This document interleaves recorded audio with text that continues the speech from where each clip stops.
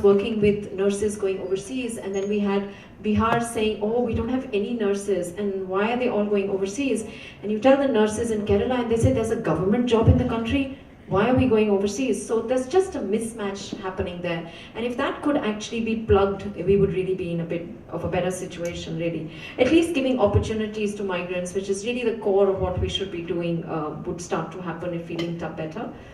There's a lot of talk of recruitment agencies and agents, and the fact that a lot of them might not be involved in the best of practices, but they do understand the labor markets very well, and I think there needs to be room to get working with these recruitment agencies and finding a way to look at those that do a good job, and linking up with them and finding ways to work with them, while building their capacities perhaps at the same time, but making sure that they are not completely sidetracked because of the knowledge that they have.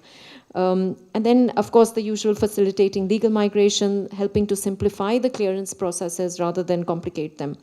And maintaining database, but maybe linking with corporate social responsibility to open bank accounts, maybe a free last call home from the airport, can be done, which actually encourages people to be going out of their state kind of airport rather than some other. Okay, just to continue. Other opportunities is basically, we could look at actually regulating sub-agents. This is something that has come to me from the ministry at one point, and might be something for us to consider rather than just trying to hold the remarks. I mean, just to close this with something that we have to understand is that irregular migration is often looked at, it often causes political tensions actually between countries, and falls therefore under security and goes into immigration and is critiqued by the public, and you hear a lot of rhetoric about these migrants and things like that. And it's really unfortunate that it's being looked at from that angle, because it's always looked at it away from regular labor migration, and it's considered therefore within the security lens and not from a labor market perspective. If there weren't jobs, people wouldn't be coming in most instances. If there were no businesses that promoted and benefited from irregular migrants, you wouldn't have irregular migrants. If you had ethical employers, you would actually not have unethical recruitment. So it's really about thinking backwards and looking at what are we really focusing on, rather than just pushing for this.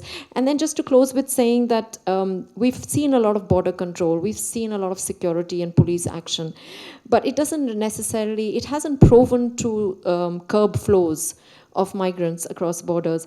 What it has done, though, is actually reduce the access that they have to protection.